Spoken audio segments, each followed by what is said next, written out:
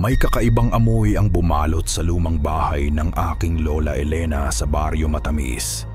Hindi ito amoy ng mga bulaklak na sampagwita na nakasabit sa altar at lalong hindi amoy ng bagong saing na kanin mula sa kusina.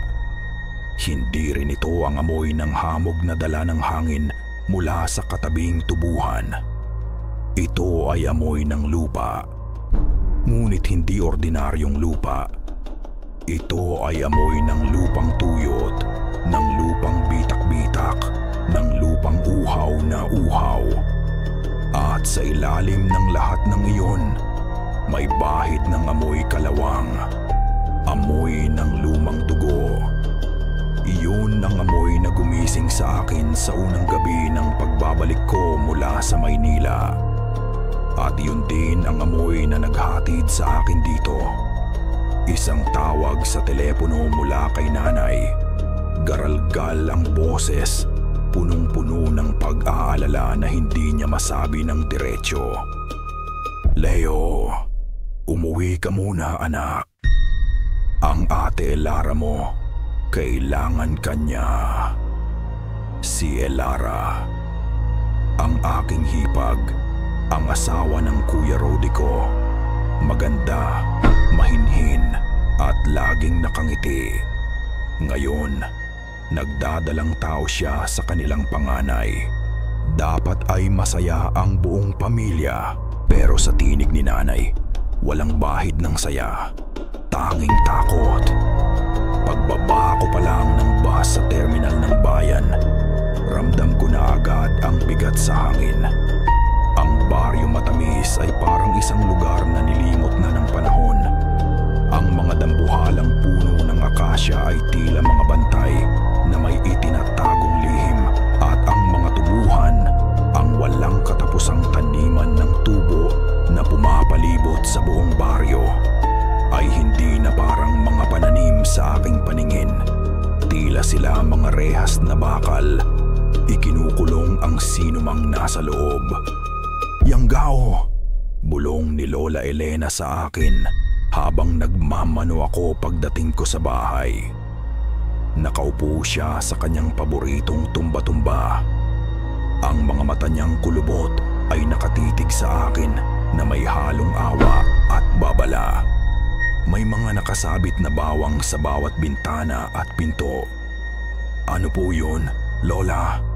Tanong ko, kunwari hindi narinig. Alam ko ang salitang iyon. Kwentong pambata. Aswang, manananggal, mga kababalaghan. Lumaki ako sa mga yon. Pero iniwan ko ang lahat ng yun sa baryo noong mag-aral ako sa syudad. Huwag kang magkunwari, Leo. Mahinang sabi niya. Alam mong may mali. Nakikita mo sa mga mata niya. At nakita ko nga. Nang lumabas si Elara mula sa kanyang silid para salubungin ako, hindi siya ang Elarang naaalala ko. Namumutla siya. Malalim ang itim sa ilalim ng kanyang mga mata na parang hindi siya natutulog ng ilang linggo. Ngumiti siya sa akin, pero hindi umabot sa kanyang mga mata ang ngiting iyon. Malamig. Walang laman. Pagod lang yan, La. Ganyan talaga ang mga bunti, sabi ko. Pilit na pinapagaan ang usapan. Pero kahit ako, hindi kumbinsido sa sarili kong mga salita. Ang pinakamatinding dagok ay dumating noong hapunan. Nagluto si nanay ng paborito ni Elara, tinolang manok na mainit at mabango. Ngunit tinignan lamang ito ni Elara na may halong pandidiri. Wala akong gana, sabi niya, at bumalik sa kanyang silid. Naiwan kaming lahat na tahimik sa hapagkainan. Si tatay, na karaniwang maingay, ay nakayuko lang at pinaglalaruan ng kanyang pagkain. Si Kuya Rody, balisa, palakad-lakad. Kinagabihan, hindi ako makatulog. Ang amoy ng lupang uhaw ay mas matindi. at tila nanggagaling ito sa direksyon ng silid ni na Kuya Rody at Ate Elara. Bumangon ako para uminom ng tubig. At sa pagdaan ko sa kusina, may narinig akong mahinang tunog. Isang tunog ng pagmuya. Dahan-dahan, sinilip ko ang siwang ng pinto. At ang nakita ko ay nagpatindig sa lahat ng balahibo sa aking katawan. Nakaupo si Elara sa sahig sa isang sulok ng madilim na kusina. Sa kanyang kamay ay isang piraso ng karne, sariwa at duguan na kinuha niya mula sa paminggalan. At kinakain niya ito, hilaw. Napatakip ako sa aking bibig para pigilan ang anumang tunog na maaaring lumabas. Naramdaman ko ang panlalamig ng aking batok. Hindi ito paglilihi. May mali. Isang bagay na kakilakilabot ang nangyayari sa hipag ko. Mabilis akong bumalik sa aking higaan. Nanginginig ang buong katawan. Pinilit kong ipikit ang aking mga mata. Sinasabi sa sarili na panaginip lang ang lahat. Ngunit bandang hating gabi, isang kaluskos sa labas ang gumising sa akin. Isang tunog na parang mga tuyong dahon na tinatapakan. Sumilip ako. Ako si Diha-aliko sa bintana ng aking kwarto na nakaharap sa malawak na tubuhan. At doon, sa ilalim ng maputlang sinag ng buwan, nakita ko siya. Nakatayo si Elara sa mismong gilid ng taniman ng tubo. Ang kanyang puting bestida ay buo, basyod na di mamay parang sa isang multo sa dilim. Nakatayo lang siya roon, hindi gumagalaw, na parang isang estatwa. Tapos, dahan-dahan, itiningala niya ang kanyang ulo sa kalangitan, na para bang may pinakikinggan siyang isang tawag na ako lamang ang hindi naririnig. Ilang sandali siyang nanatili sa ganoong posisyon. At pagkatapos, dahan-dahan, napakabagal, ibinaba niya ang kanyang ulo at lumingon siya. Diretso siyang tumingin sa bintana kung nasaan ako. Hindi ko alam kung paano, pero alam kong alam niyang naroon ako.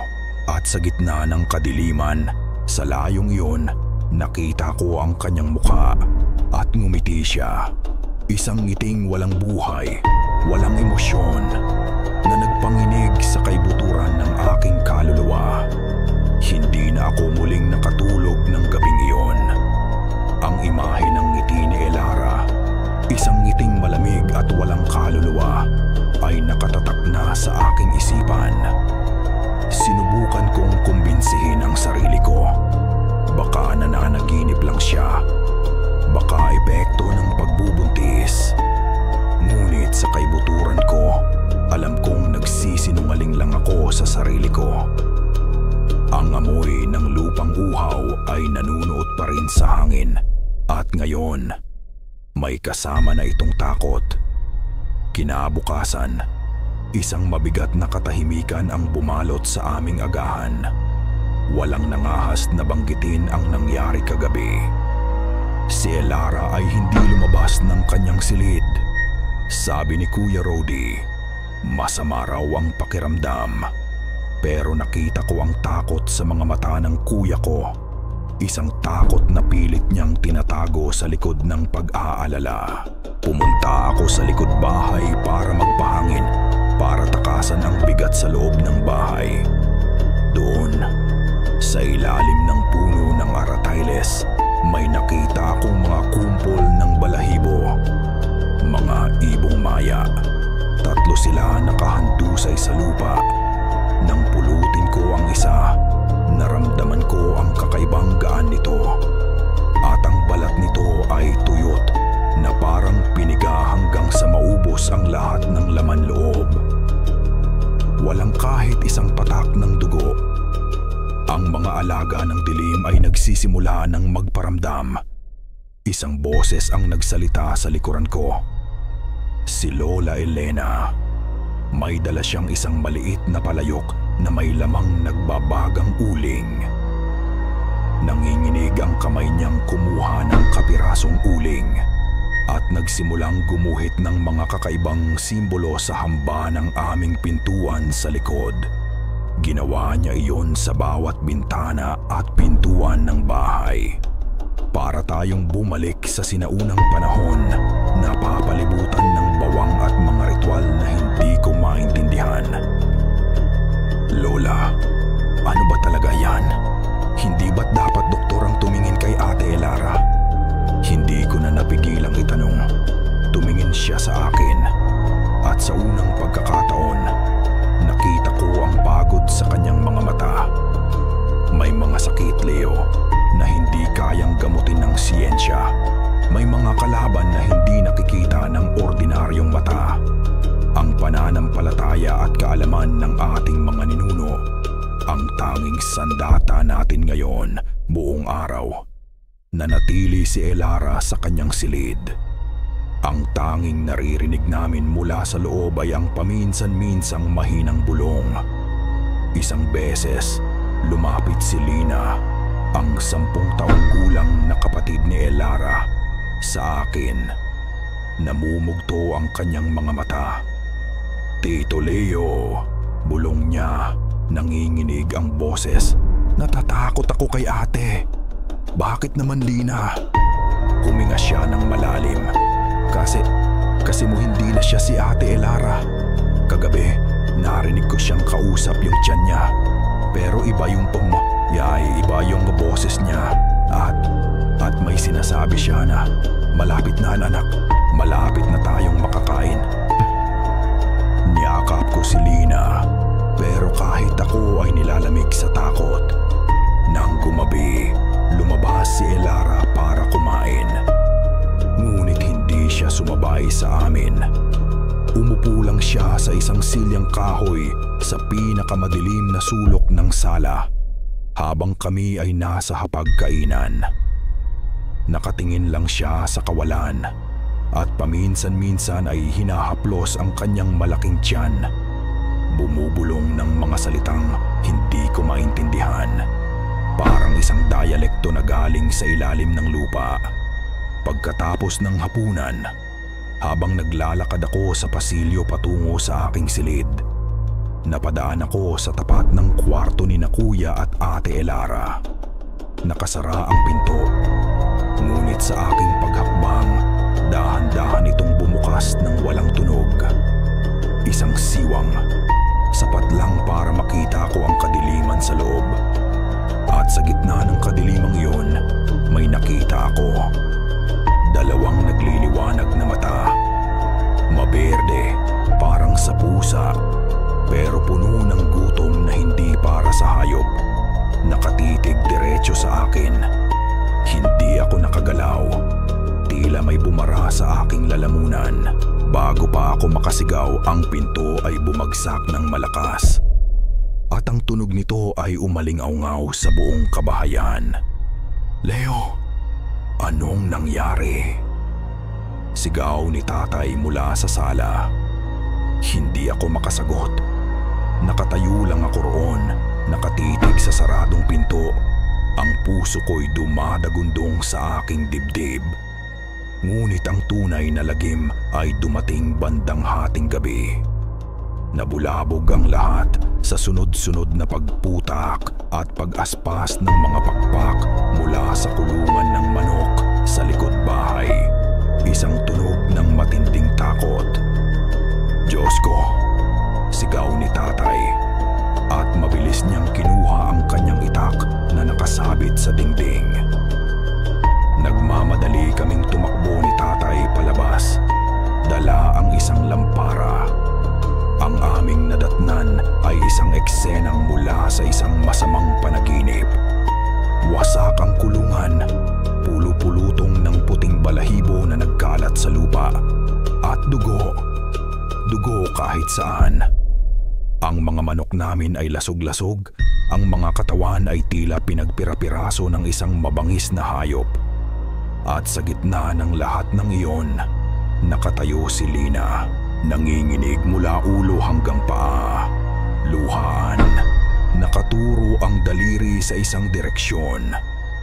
Hindi sa tubuhan. Hindi sa kalsada.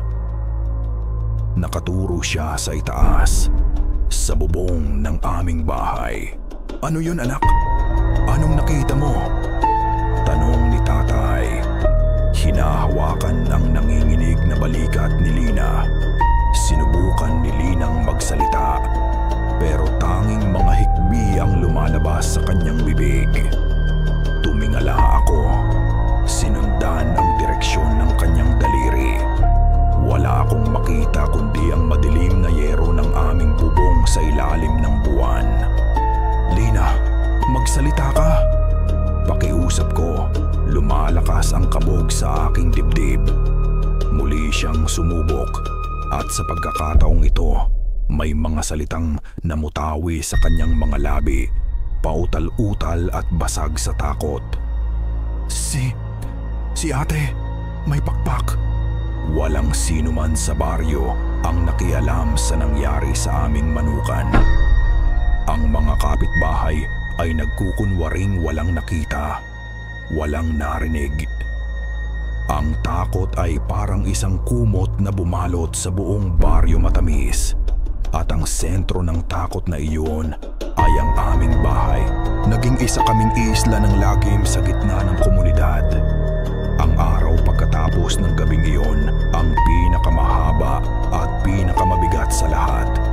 Ikinandado ni Lola Elena ang lahat ng pinto at bintana. Bawal lumabas. Ang bahay namin, na dati isang kanlungan, ay naging isang kulungan, at kasama namin sa loob ang halimaw. Hindi na muling lumabas si Elara sa kanyang silid. Ngunit naririnig namin siya, mga kaluskos, mahinang pag-ungol na parang sa isang hayop na nasasaktan. At minsan, isang tunog ng pagkaska sa sahig na kahoy na para bang may matutulis na kukusyang ipinapanghasa. Si Lina ang pinakanaapektuhan sa lahat. Hindi na siya kumakain. Hindi na siya nagsasalita. Nakaupo lang siya sa isang sulok, yakap-yakap ang kanyang mga tuhod. Ang mga mata niya'y laging nakatutok sa pinto ng silid ni Elara. Sa bawat tunog na nanggagaling doon, napapatalon siya sa takot. "Kailangan nating ilayo ang bata dito," bulong ni tatay kay Lola Elena ng gabing iyon. "Hindi ito ligtas para sa kanya." "At saan natin siya dadalhin?" sagot ni Lola. "Kung totoong yan na nga ang nasa katawan ni Elara, susundan niya ang dugo. Wala tayong mapagtataguan." Sinubukan naming lahat na maging normal. Pinilit naming maghapunan ng payapa. Ngunit ang bawat isa sa amin ay parang nakaupo sa ibabaw ng mga karayom. Bawat kaluskos ng dahon sa labas, bawat alulong ng aso sa malayo, ay nagpapatindig sa aming mga balahibo. Nang matapos ang hapunan, napansin naming wala si Lina sa kanyang upuan. "Lina," tawag ni nanay. Walang sumasagot. "Lina, anak!" sigaw ni tatay, at sa tinig niya mayroon ng bahid ng panik. Nagkatinginan kaming lahat. Isang malamig na kaba ang gumapang sa aking dibdib. Sabay-sabay kaming tumayo at nagsimulang maghanap. Sa ilalim ng mesa, sa likod ng mga kurtina, sa bawat silid. Wala si Lina, hanggang sa mapansin ko ang siwang sa pintuan sa likod. Ang trangka-katengka na gawa sa isang maliit na piraso ng kawayan ay nabali. "Sa laban! Lumabas siya!" sigaw ko. Isang sumpa ang lumabas sa bibig ni tatay. Mabilis niyang kinuha ang itak at ang sulo na laging nakasabit sa dingding. Kumuha rin ako ng isa pa. Ang puso ko ay kumakarera na parang kabayo. "Mag-iingat kayo!" sigaw ni Lola. Ang mukha niya ay puno ng pangamba. "Huwag kayong lalayo sa liwanag." Paglabas namin, isang madilim at tahimik na gabi ang sumalubong sa amin. Ang tanging liwanag ay mula sa aming mga sulo na lumilikha ng mga gumagalaw at nakakatakot na anino. Ang hangin ay malamig at mabigat. "Lina!" Sigaw ni tatay. Ang boses niya ay nanginginig. "Lina, nasan ka?" At noon, narinig namin isang mahinang hikbi galing sa direksyon ng tubuhan.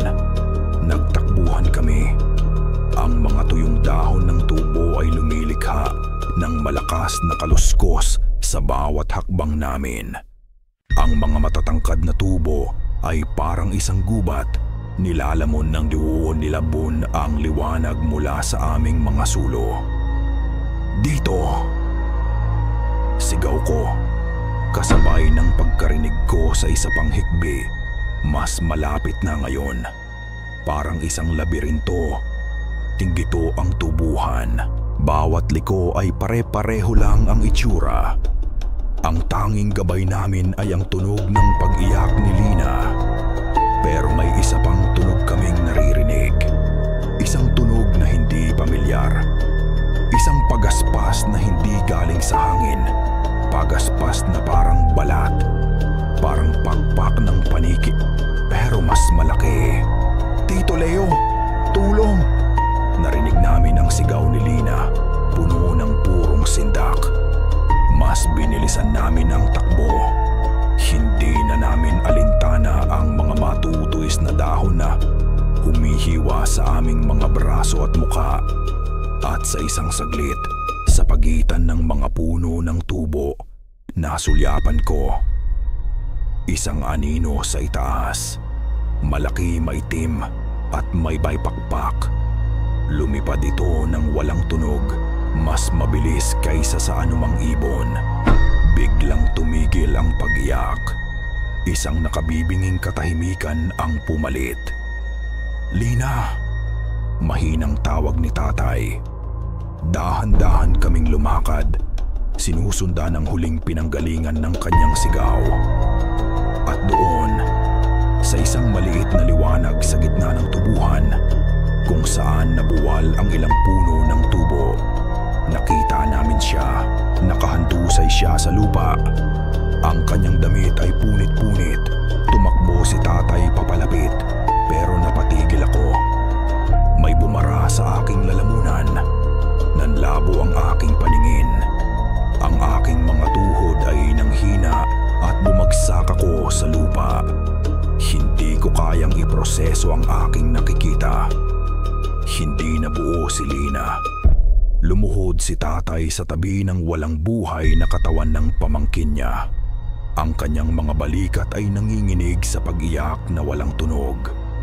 Nanginginig kong itinaas ang aking sulo. Ang liwanag nito ay nanginginig kasama ko. At noon, sa gitna ng aming pagdadalamhati may narinig ako. Isang mahinang hagik-gik. Pamilyar ang tunog, pero baluktot at puno ng kabaliwan. Nanggagaling sa itaas dahan-dahan. Dahan-dahan, nanginginig. Itinaas ko ang aking ulo. Sa isang malaking sanga ng puno ng balete sa gilid ng liwanag, nakaupo siya. Parang isang dambuhalang ibong Maninila. Ang puting bestida ni Elara ay may mga bahid ng matingkad na pula. Itinaas niya ang kanyang kamay sa kanyang bibig at dahan-dahang dinilaan ang kanyang mga daliri. At tumingin siya sa akin. Ang mga mata niya ay hindi na sa kanya. Ang mga iyon ay mata ng isang halimaw na busog. At sa kanyang mga labi, nakapinta ang isang ngiting puno ng dugo. Ang pagbabalik namin sa bahay ay parang isang prosesyon ng mga kaluluwang patay. Binuhat ni tatay ang labi ni Lina na maingat niyang binalot sa sarili niyang damit para pagtakpan ang sinapit nito. Ako naman ay nakasunod lang, tulala. Ang aking sulo ay halos mamatay na. Ang liwanag nito'y kasing hina ng pag-asa sa aking puso. Ang sigaw ni nanay nang makita niya kami ay isang tunog na hinding-hindi ko malilimutan habang ako'y nabubuhay. Isang sigaw ng pagtanggi na sinundan ng isang hagulgol na tila bumiyak sa mismong pundasyon ng aming tahanan. Wala nang natira sa akin na anumang pagdududa. Ang mga kwento ni Lola, ang mga bulong-bulungan sa baryo, lahat ay totoo. Ang halimaw sa mga libro ay totoo. At ito'y nasa katauhan ng aking hipag. Ang babaeng dati naghahain sa amin ng kape ay siya ring pumaslang sa kanyang sariling kapatid. Hindi na namin nakita si Elara ng gabing iyon. Hindi na siya bumalik. Ang burol ni Lina ang pinakamalungkot na burol na aking naranasan. Tahimik. Walang bisita. Kahit ang mga kamag-anak namin ay takot na dumalaw. Tanging kaming pamilya na lang ang natira. Umiiyak sa isang sulok, nagbabantay sa isang maliit na puting kabaong.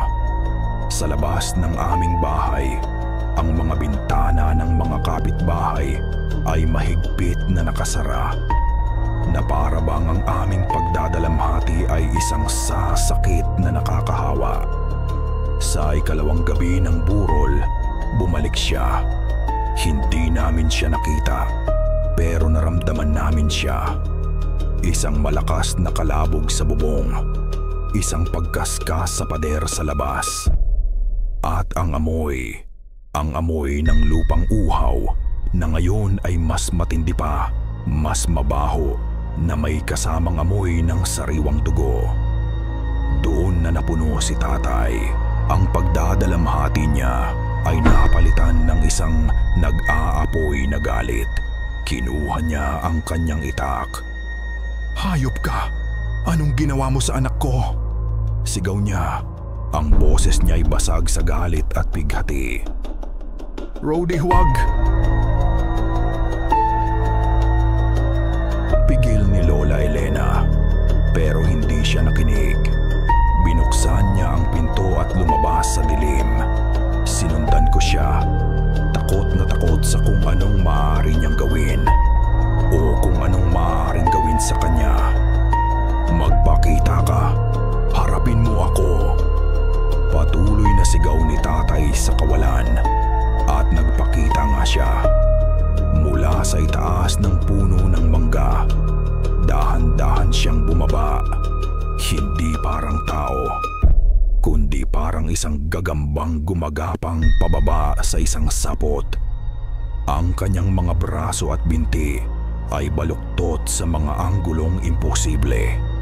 Ang kanyang leeg ay umikot at ang kanyang mga mata ay nagliliwanag na pula sa dilim. "Rody!" Isang boses ang lumabas sa kanyang bibig, pero hindi ito ang boses ni Elara. Ito ay garalgal, malalim at maraming boses na nagsasabay-sabay. Napaatras si tatay. Sa isang saglit, ang kanyang tapang ay naglaho, napalitan ng purong takot. Ngunit huli na ang lahat. Sa isang kisap mata, lumundag si Elara mula sa puno. Ang kanyang kilos ay hindi na sa tao. Mabilis, mabangis, para siyang isang anino na biglang nagkaroon ng buhay. Ibinaling ko ang aking tingin. Narinig ko ang sigaw ni tatay. Isang sigaw ng matinding sakit. Narinig ko ang tunog ng laman na napupunit. Napilitan akong lumingon. At nakita ko si tatay na nakahandusay sa lupa, duguan. At si Elara ay nasa ibabaw niya. Ang kanyang bibig ay malapit sa leeg ng aking ama. "Tama na!" Sigaw ko, at sa sobrang takot at desperasyon, ibinato ko ang dala kong lampara sa direksyon niya. Tumama ito sa lupa malapit sa kanila at sumabog sa maliliit na piraso ng apoy. Ang biglaang liwanag at init ay tila ikinagulat ni Elara. Napaatras siya, sumisit-sit na parang isang ahas na nasinagan. Nagkaroon ako ng pagkakataon. Hinila ko si tatay na halos wala ng malay. Papalayo sa kanya at papasok sa bahay. Mabilis naming isinara at hinarangan ang pinto. Nakahiga si tatay sa sahig ng aming sala. Naliligo sa sarili niyang dugo. May malalim siyang sugat sa braso at sa leeg. Mga hiwa na gawa ng matutulis na kuko. Ginamot siya ni Lola Elena gamit ang mga pinakuluang dahon ng bayabas at mga orasyon na siya lang ang nakakalam. Hindi na namin inisip ang tungkol kay Elara sa labas. Ang mahalaga ay ang buhay ni tatay. Kinabukasan, pagkatapos naming ilibing si Lina, nagdesisyon si Kuya Rody. Isang desisyong bumasag sa aming mga puso. Hindi na siya pwedeng manatili dito, sabi niya, habang nakatingin sa kwartong dati nilang pinagsasaluhan ni Elara. Pero hindi ko siya kayang patayin. Asawa ko pa rin siya. Sa tulong ng ilang matatapang na lalaki sa baryo, hinuli namin si Elara. Hindi ito naging madali. Naglaban siya, sumisigaw, nagwawala. Ngunit sa huli, napag-aapos namin siya at ikinulong sa isang bakanting bodega sa likod ng bahay. Ang dating masayang tahanan ay naging isang kulungan para sa isang buntis na halimaw. At sa bawat gabi, naririnig namin ang kanyang pag-iyak at pag-ungol. Isang paalala ng aming kabiguan at ng aming naghihintay na bangungot. At sa bawat araw na lumilipas, mas lumalaki ang kanyang tiyan. Isang gabi, habang nakaupo ako sa tabi ni tatay na nagpapagaling pa rin, narinig ko ang isang bagong tunog mula sa burya. Hindi ito pag-iyak. Hindi ito pag-ungol. Ito ay isang sigaw. Isang sigaw na hindi lang dahil sa galit o gutom. Ito ay sigaw ng isang babaeng manganganak na. Ang mga sigaw na pumunit sa katahimikan ng gabi ay hindi na sigaw ng isang babaeng naghihirap sa panganganak. Iyon ay mga atungal, mga unggol na tila nagmumula sa lalamunan ng isang hayop na nasasaktan at nagagalit ng sabay. Sa labas ng isinaradong pinto ng silid, narinig ni Lola Elena ang nag-aalalang mga yabag ni Leo at Rody. Ang kanilang mga boses na nagtatanong, puno ng takot na hindi niya masagot. Ngunit si Elena, hindi siya nagtanong. Alam na niya. Hinigpitan niya ang hawak sa lumang rosaryo na yari sa kahoy. Ang mga butil nito'y kasing kulubot na ng kanyang mga daliri. Sa kabilang kamay, isang maliit na mangkok ng magaspang na asin at isang prasko ng agua bendita na kinuha pa niya mula sa simbahan ng bayan noong linggo. Ito ang kanyang mga sandata. Hindi sapat. Alam niya, ngunit ito lang ang mayroon siya. Humugot siya ng isang malalim na hininga. Pinuno ang kanyang mga baga ng hangin na tila ninipis sa bawat atungal mula sa loob. Ipinikit niya ang kanyang mga mata at bumulong ng isang panalangin. Hindi ang mga dasal na itinuturo sa simbahan, kundi isang mas luma, mas makapangyarihang orasyon na ipinamana pa sa kanya ng kanyang ina. Na ipinamana rin dito ng ina nito. Isang bulong na kasintanda ng mga puno ng balete sa dulo ng tubuhan. Sa ngalan ng liwanag na hindi naglalaho, sa kapangyarihan ng tubig at lupa, hindi ka mananaig. Umurong ka, nilalang ng dilim. Di mo pag-aari ang sisidlang ito. Pagmulat niya, wala na ang takot sa kanyang mga mata. Napalitan niyon ng isang bakal na determinasyon. Itinulak niya ang pinto. Ang amoy sa loob ay halos nagpatumba sa kanya. Isang makapal na halimuyak ng dugo, pawis, at isang bagay na mas primal, mas mabaho, parang amoy ng lupang nabasa sa dugo ng hayop. Ang ilaw mula sa sulong, apasulong bombilya ay tila hirap na hirap tumagos sa kadilimang namumuo sa mga sulok ng silid. Sa gitna ng kama, si Elara. O kung anuman ang natitira sa kanya. Ang kanyang katawan ay binabatak sa mga paraang hindi natural. Tiyang kanyang likod ay nakaarko na tila babaliin. Ang mga daliri ay nakakuyom na parang mga kuko ng agila. Ang kanyang mahabang buhok ay basang-basa ng pawis. Nakadikit sa kanyang muka na wala ng bakas ng pagiging tao. Ang kanyang mga mata, malapad at walang pokus, ay nakatitig sa kisame. At ang kanyang tiyan, ang malaking tiyan na naglalaman ng bagong buhay, ay gumagalaw. Kumikibot na may sarili nitong marahas na buhay. Elara anak, mahinahon ngunit may bigat na sabi ni Lola Elena. Isinasara ang pinto sa kanyang likuran. Nandito na si Lola. Ang ulo ni Elara ay pumihit sa kanya. Isang mabilis at malutong na galaw. Isang nanggisi ang gumuhit sa mga labi nito. Isang nanggising hindi abot sa mga mata na puno ng itim na galit. Wala, dito, si Elara din. Sagot ng isang boses na magaspang at malalim.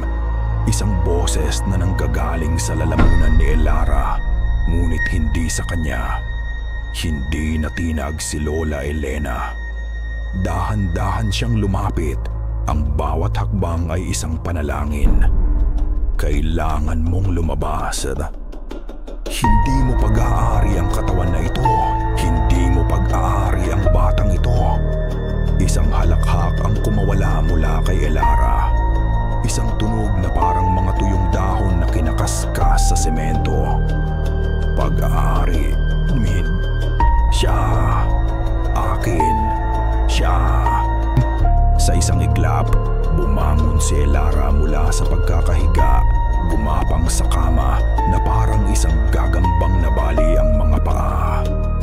Ang anino nito sa dingding sa ilalim ng nanginginig na ilaw ay tila nagbago ng anyo.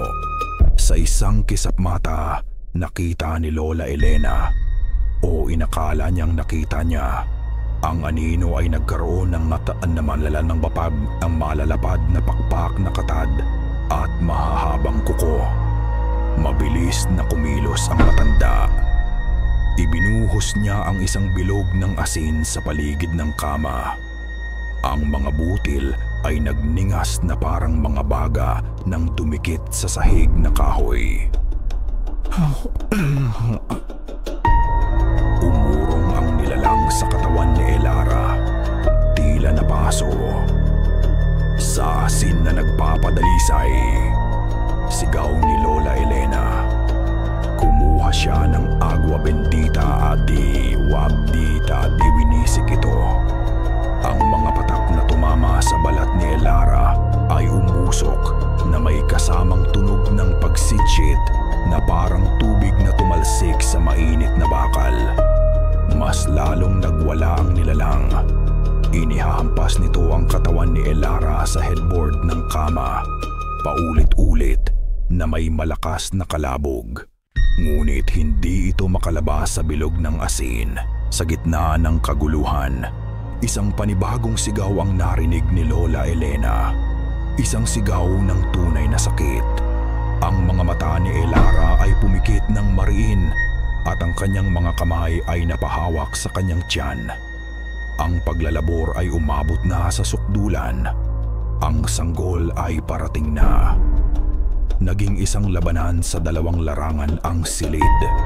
Kinailangan ni Lola Elena na panatilihing mahina ang aswang habang tinutulungan ang babae sa ilalim nito na isilang ang kanyang anak. ngunit ang kanyang mga galaw ay tiyak at sanay. Hinga, Elara, hinga. Utos niya. Ang kanyang boses ay umaalingaw-ngaw kasabay ng kanyang mga orasyon. Jesus, Maria, Joseph, iligtas mo ang kaluluwang ito. Hinga. Ang anino sa dingding ay patuloy na nagbabago-bago mula sa anyo ng isang babae patungo sa isang halimaw na may pakpak at pabalik. Ang silid ay napuno ng tunog ng panalangin, pagmumura, at ang basag na pag-iyak ng isang ina na nakakulong sa loob ng sarili niyang katawan. At pagkatapos, sa isang huling, nakakabinging atungal na tila yayanig sa pundasyon ng bahay, nangyari ito. Sa gitna ng dugo at dilim, lumabas ang sanggol.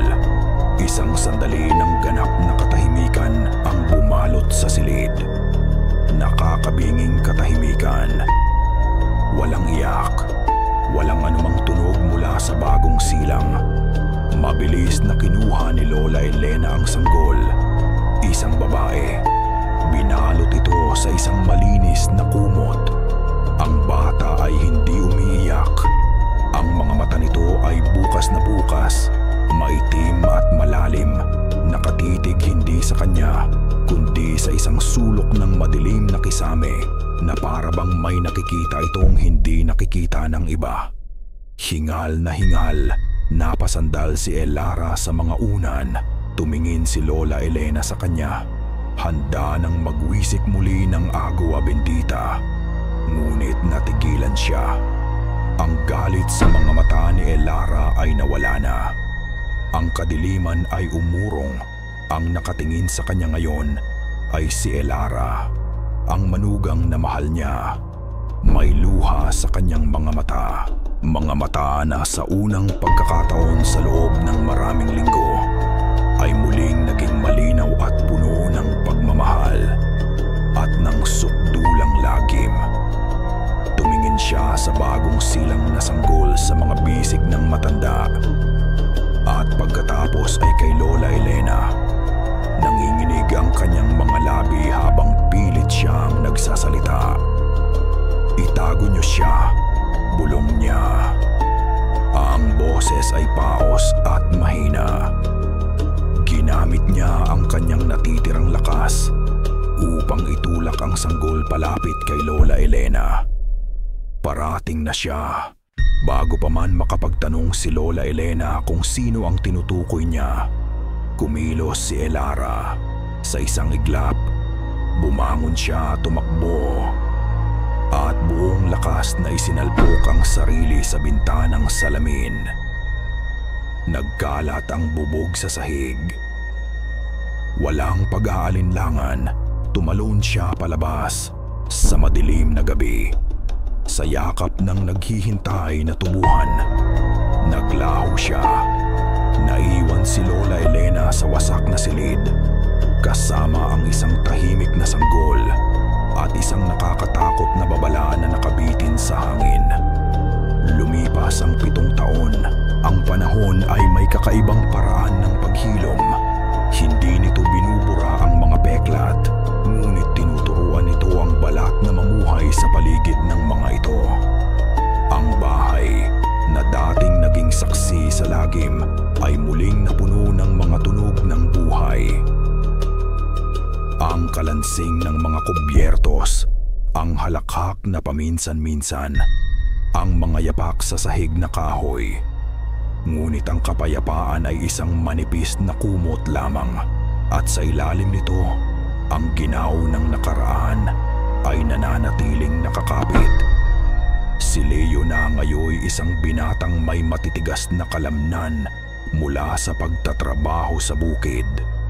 Ang naging haligi ng pamilya, si Tatay Rudy, na nagtamo ng isang mahabang pilat sa mukha mula sa gabing iyon, ay naging mas tahimik. Ang kanyang mga matay laging tila nagmamasid sa abot tanaw, partikular sa direksyon ng Hacienda de la Sombra. Iyon ang lugar na hindi binabanggit, ang lugar na hindi nilalapitan. Isang hindi nakasulat na batas sa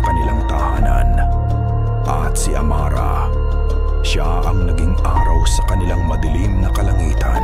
Sa kanyang 7 taon, si Amara ay isang batang masayahin at puno ng buhay. Ang kanyang buhok ay kasing itim ng gabi at ang kanyang mga mata ay malalaki at mausisa. Mahal na mahal siya ng lahat.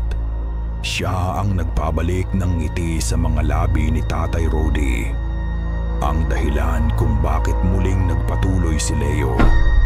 Ngunit may mga bagay na kakaiba. Mga bagay na pilit na iwinawaksi ni Leo sa kanyang isipan, ngunit laging bumabalik sa mga sandaling hindi siya handa. Hindi kailanman nagkakasakit si Amara. Kahit na ang buong baryo ay sinipon o nilagnat, siya ay nananatiling malusog. Ang kanyang balat ay hindi namumutla. Nakakakita siya sa dilim. Minsan, habang nag-aayos si Leo ng sirang ilaw sa gabi, nilaro niya ito. "Amara, anong kulay ng damit ko?" tanong niya sa pamangkin na nakaupo sa isang madilim na sulok. Walang pag-aalinlangan, sumagot ito. "Asul po, tito." At tama siya. At ang pinaka-nakakabagabag sa lahat, mahilig siyang bumulong sa mga anino. Isang hapon, nakita ni Leo si Amara na naglalaro sa kanilang bakuran. Nakaupo siyang mag-isa sa ilalim ng puno ng mangga, ngunit ang kanyang mga labi ay gumagalaw, tila may kausap. Walang ibang tao roon. Napansin din ni Leo na ang mga langgam na gumagapang sa lupa ay lumilihis, umiiwas sa bilog na espasyo sa paligid ng bata. Maging ang mga tutubi na nagliliparan ay tila umiiwas na dumaan sa itaas niya. Noong isang gabi, habang binabasahan niya ito ng kwento bago matulog, bigla itong tumuro sa isang pahinang walang anumang larawan. Isang blangkong espasyo sa pagitan ng 2 talata. "May lalaking nakatayo dyan, tito," sabi nito sa isang normal na tono. Naramdaman ni Leo ang paglamig ng kanyang batok. "Wala namang tao dyan, Amara. Letra lang yan," umiling ang bata. Ang kanyang mga mata ay nakapako pa rin sa blangkong pahina. "Nandyan po siya, nakatingin sa atin." Isinara ni Leo ang libro ng mas mabilis kaysa sa kanyang inaasahan.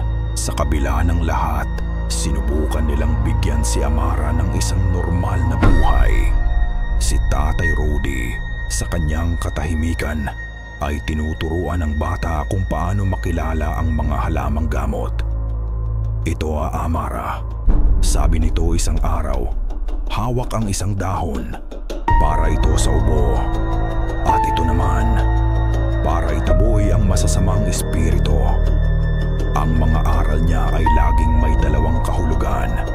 Isa para sa katawan at isa para sa kaluluwa.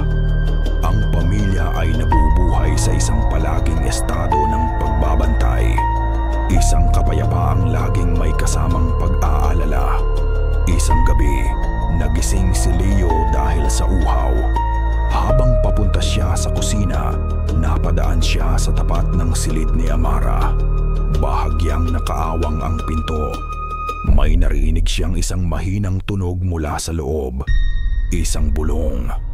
Dahil sa kuryosidad at kaunting kaba, idinikit niya ang kanyang tainga sa siwang ng pinto. Boses iyon ni Amara, malinaw sa katahimikan ng gabi.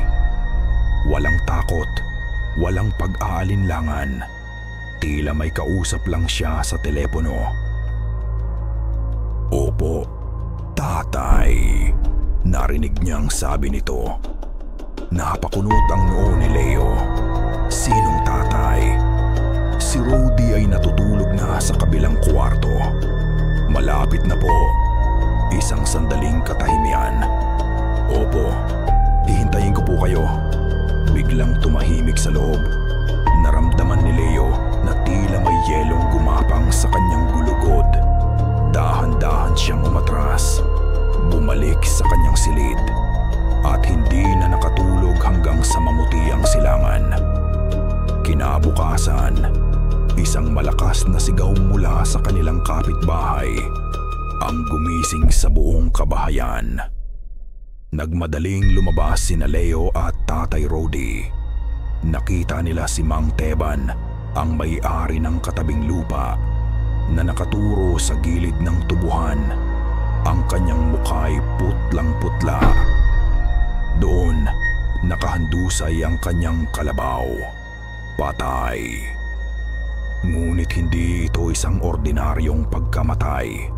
Ang tiyan ng hayop ay bukas at ang mga lamang loob nito ay nakalabas at nakakalat sa damuhan. Walang kahit isang patak ng dugo sa sugat na tila sinipsip hanggang sa huling patak. Ngunit hindi yun. Di iyon ang pinaka-nakakakilabot na bagay. Sa tabi ng bangkay ng hayop, sa basang lupa, ay may isang bakas ng paa. Isang malinaw na bakas. Ito ay hugis tao, ngunit napakalaki. Mas malaki pa sa pinagsamang dalawang paa ni Tatay Rody. Ang mga daliri ay mahahaba at payat. Nagtatapos sa mga marka na tila iniwan ng matutulis na kuko at malinaw na malinaw. Ito ay isang bakas ng isang nakayapak na paa na hindi galing sa sinumang tao. Ang balita tungkol sa kalabaw ni Mang Teban at sa dambuhalang bakas ng paa ay kumalat sa baryo Matamis na parang apoy sa tuyong damo. Ang takot na matagal nang natutulog ay muling nagising. Ang mga pinto ay mas maagang isinasara. Ang mga bata ay hindi na pinapayagang maglaro sa labas kapag nagsimula ng mag-agaw ang dilim at liwanag. Ang mga aso sa baryo ay walang tigil sa pagtahol sa direksyon ng tubuhan tuwing gabi. Ang dating mga bulungan tungkol sa pamilya ni Leo ay naging mga hayagang paratang. Isang gabi, ipinatawag ng kapitan ng baryo ang lahat para sa isang pulong sa maliit na kapilya.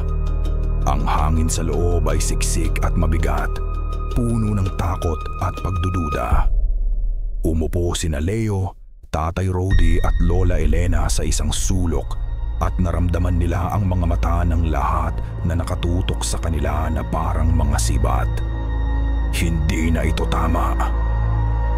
Sigaw ni Mang Teban. Ang kanyang mukha ay namumula sa galit at pighati.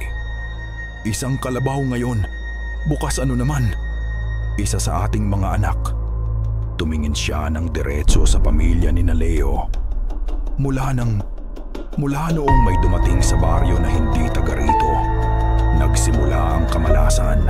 Hindi niya binanggit ang pangalan ni Amara. Ngunit lahat ng naroroon ay alam kung sino ang tinutukoy niya. Isang babae sa likod ang nag-antanda ng krus. Tumayo si Tatay Rody. Ang pilat sa kanyang mukha ay tila mas umilalim sa liwanag ng gasera. Yung kanyang kamay ay nakahawak sa puluhan ng itak na laging nakasukbit sa kanyang baywang. Hindi siya nagsalita, ngunit ang kanyang tingin ay sapat na para manahimik ang ilan. Wala kayong katibayan sa mga paratang ninyo, maring sabi ni Leo. Tumatayo sa tabi ng kanyang ama. Biktima rin kami ng takot, tulad ninyo. Talaga ba, Leo? Sagot ng kapitan. Isang matandang lalaki na balisarin ang muka. Pero bakit sa paligid lang ng bahay ninyo nangyayari ang mga kababalaghan? Bakit doon sa lupa ninyo natagpuan ang bakas? Walang may sagot si Leo. Dahil sa kaibuturan ng kanyang puso, alam niya ang may katotohanan sa mga tanong nila. Ang takot niya ay hindi dahil sa mga paratang. Ang takot niya ay dahil baka tama sila. Umuwi silang tatlo ng gabing iyon na dala-dala ang bigat ng galit ng buong baryo. Simula noon, nagpasya sina Leo at Tatay Rody na sila na mismo ang magbabantay. Gabi-gabi, armado ng itak at isang lumang shotgun, nililibot nila ang paligid ng kanilang bahay. Ang kanilang mga matay laging nakatuon sa matataas na talahib ng tubuhan na nagsisilbing isang madilim na pader sa kanilang paligid. Isang gabi, habang sila'y naglalakad, isang kakaibang tunog ang pumigil sa kanilang paghinga. Hindi ito tunog ng kuliglig o ng ibon. Ito ay isang mababa at kumakalam na ungol. Nagmumula ito sa kung saang parte ng kadiliman sa loob ng tubuhan. Hindi ito ungol ng aso o ng baboy ramo. Iba ito. May talino sa likod ng tunog. May kasamaang nananahan dito. Nagkatinginan ang mag-ama. Itinaas ni Tatay Rody ang shotgun. Nagpatuloy sila sa paglalakad. Mas maingat. Ang bawat kaluskos ng dahon ay nagpapatindig ng kanilang mga balahibo. Nang makabalik sila sa bahay bago mag-umaga, isang panibagong katatakutan ang sumalubong sa kanila. Sa kanilang pintuan, may mga iginuhit na kakaibang simbolo. Hindi ito isinulat gamit ang uling o pintura. Ito ay iginuhit gamit ang dugo, na ngayon ay tuyo na at kulay kalawang. Lumabas si Lola Elena at sa kanyang pagkakita sa mga simbolo, napahawak siya sa kanyang dibdib at bumulong ng isang dasal na hindi maintindihan ni Leo. Isang mensahe, nanginginig na sabi ng matanda. Minamarkahan na niya tayo. Hindi na siya basta nagmamasid. Nagpapakilala na siya. Ang pinakamasamang gabi ay dumating makalipas ang 2 araw. Nagising si Leo sa kalagitnaan ng gabi dahil sa isang pakiramdam na hindi niya maipaliwanag. Isang ginaw na hindi dulot ng hangin. Bumangon siya at sinilip ang silid ni Amara. Bukas ang pinto. Wala ang bata sa kanyang higaan. Isang matinding kaba ang dumaloy sa kanyang buong katawan. Mabilis siyang lumabas ng bahay. Ang buwan ay bilog at maliwanag, nagbibigay ng maputlang liwanag sa bakuran. At doon, nakita niya si Amara. Nakatayo siyang nakatalikod, nakasuot ng kanyang puting pantulog.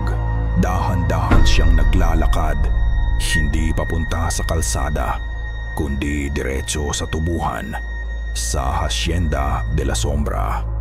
Amara, sigaw ni Leo. Hindi lumingon ang bata. Nagpatuloy lang ito sa paglakad na tila isang aninong hinihila ng isang hindi nakikitang tali.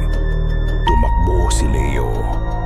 Nang maabutan niya ito, hinawakan niya ang balikat nito.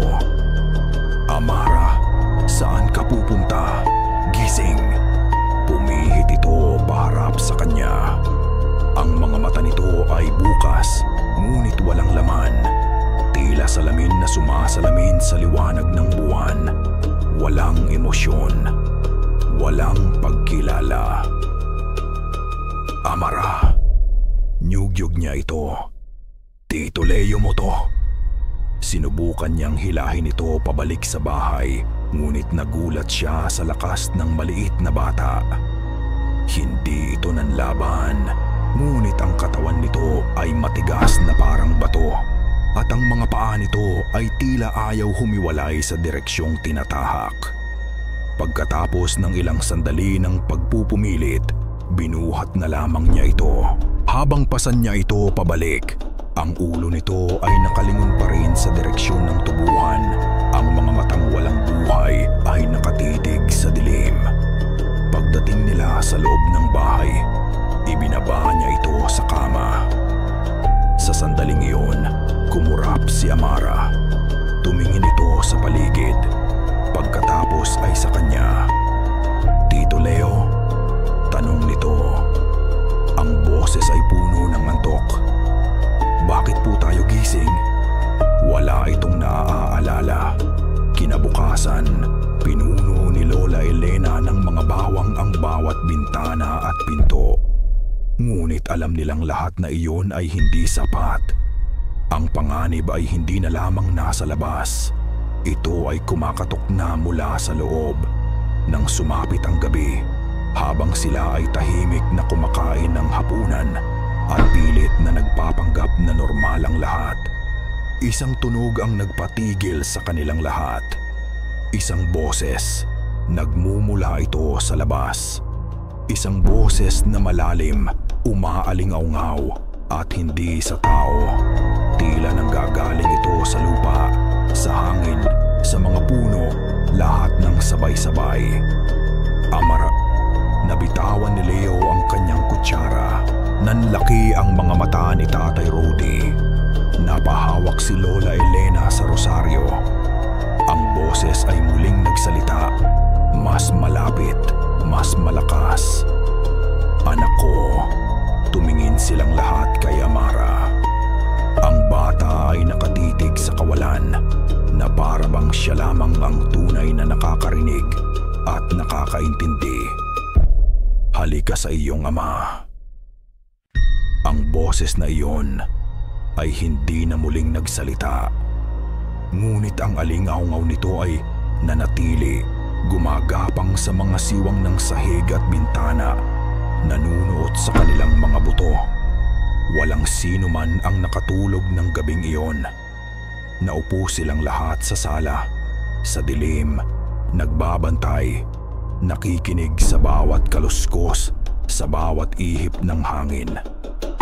Si Amara lamang ang payapang natulog sa mga bisig ni Lola Elena. Tila isang anghel na walang kamalay-malay sa demonyong tumatawag sa kanyang pangalan. Nang ang unang sinag ng araw ay tumagos sa bintana, tila isang mabigat na kumot ang inalis sa kanilang mga balikat. Ngunit ang ginhawa ay panandalian lamang. Alam nilang lahat na hindi na sila maaaring magpatuloy ng ganito. Nasa bingit na sila ng bangin. Kailangan nating umalis, basag ni Leo sa katahimikan. Ang kanyang mga mata ay namumula sa puyat. Hindi na tayo ligtas dito. Dadalhin ko kayo sa Maynila. Umiling si Tatay Rudy. Ang kanyang muka ay tila tumanda ng 10 taon sa loob ng isang gabi. Saan man tayo magpunta, susundan niya tayo. Hindi ang lugar na ito ang habol niya. Ang bata. Sa unang pagkakataon, nakita ni Leo ang ganap na kawalan ng pag-asa sa mga mata ng kanyang ama. Ano ba talaga ang nilalang na iyon, Lola? Tanong ni Leo. Ang kanyang boses ay naglalaman ng lahat ng pagod, takot at pagkalito na naipon sa loob ng maraming taon. At bakit si Amara ang gusto niya? Bumuntong hininga si Lola Elena. Isang tunog na tila nagmula pa sa kaibuturan ng kanyang kaluluwa. Tumingin siya sa natutulog na si Amara. Hinaplos ang itim nitong buhok. Pagkatapos ay tumingin siya kay Leo at sa kanyang mga mata. Nakita ni Leo ang isang matagal nang itinatagong bigat. Panahon na, mahinang sabi ng matanda. Panahon na para malaman ninyo ang buong katotohanan. Ang kasalanan na ipinamana sa atin ng ating mga ninuno. Dinala sila ni Lola Elena sa kanyang silid. Isang lugar na bihirang pasukan ng iba. Mula sa ilalim ng kanyang kama, kinuha niya ang isang maliit at lumang baul na yari sa kahoy na nara. Ang alikabok dito ay makapal na at ang kandado ay kinalawang na. Binuksan niya ito gamit ang isang maliit na susi na laging nakasabit sa kanyang leeg. Ang laman ng baul ay hindi mga alahas o pera. Ito ay mga tuyong dahon ng tabako, mga bungkos ng iba't ibang ugat, isang maliit na libro na nababalutan ng balat ng hayop at isang praskong naglalaman ng maitim na langis. Inilabas niya ang libro. Leo, Rudy. Simula niya, ang kanyang boses ay tila naglalakbay mula sa isang malayong panahon. Ang kwento ng ating pamilya ay nakatali sa lupang ito, sa tubuhan, sa Hacienda de la Sombra. Matagal bago pa man tayo isinilang, ang ating mga ninuno ay mga kasama lamang sa hacienda. Ang may-ari noon ay isang Kastilang walang puso, si Don Silas de la Sombra. Habang nagsasalita si Lola Elena, ang kanyang boses ay tila nagbago at ang silid ay tila lumamig. Para kay Leo ang ang mga idama ang mga anino sa sulok ay tila humaba at nagbago ng anyo. Si Don Silas ay hindi lamang isang malupit na asendero. Sinasabing nakikipag-ugnayan siya sa mga nilalang ng kadiliman para sa kapangyarihan at mahabang buhay. Nang siya'y mamatay, hindi raw tinanggap ng langit o ng impyerno ang kanyang kaluluwa. Nanatili siya sa kanyang lupain, naging isang halimaw na uhaw sa dugo at buhay, isang matrukulan. Ang matrukulan, bulong ni Leo. Naaalala ang mga kwento ng mga matatanda noong bata pa siya, mga kwentong akala niya'y panakot lang sa mga bata. Siya ang Panginoon ng hacienda, pagpapatuloy ni Lola Elena. At bawat ilang henerasyon, naniningil siya. Nang ang pamilya natin ay dumanas ng matinding taggutom at sakit, ang ating kanununuan, sa kanyang desperasyon, ay gumawa ng isang kasunduan. Binuksan ng matanda ang libro. Ang mga pahina ay marupok na at ang sulat ay luma na. Ang kasunduan sa tubuhan, bilang kapalit ng masaganang ani at proteksyon mula sa sakit, ang pamilya ay kailangang mag-alay ng isang bagay na mahalaga sa matrukulan. Hindi ginto, hindi hayop, kundi isang sisidlan. Sisidlan? Naguguluhang tanong ni Rody. Isang babae mula sa ating lahi, sagot ni Lola Elena, ang kanyang mga mata ay nakatitig kay Leo na may bigat. Isang babae na magdadalang tao sa kanyang anak, ang yanggao na nangyari kay Elara. Hindi iyon isang ordinaryong sumpa.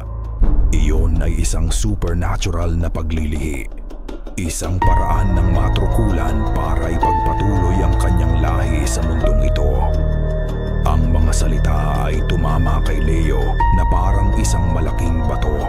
Ang lahat ng piraso ng palaisipan, ang kakaibang pagbubuntis ni Elara, ang kanyang pagbabago, ang kanyang lakas, lahat ay biglang nagkren.